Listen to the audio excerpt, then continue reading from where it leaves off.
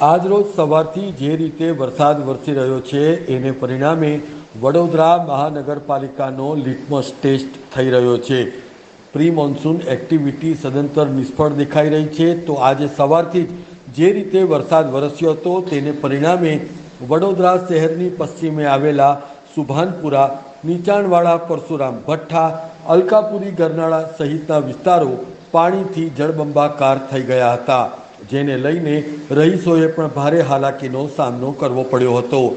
આજ રોજ વડોદરાના મેયર પિંકી સોની અને સ્થાયી સમિતિ અધ્યક્ષ ડૉક્ટર શીતલ મિસ્ત્રીએ પણ પબ્લિક એનાઉન્સમેન્ટ સિસ્ટમ દ્વારા નીચાણવાળા વિસ્તારોના રહીશોને સલામત સ્થળે ખસી જવાની જે રીતે જાહેરાત કરી છે એ જોતા સ્પષ્ટપણે લાગી રહ્યું છે કે આવનાર 48 કલાક એ વડોદરા શહેરના નગરજનોએ ખૂબ સાચવીને રહેવા માટેના યોગ્ય બની રહેશે.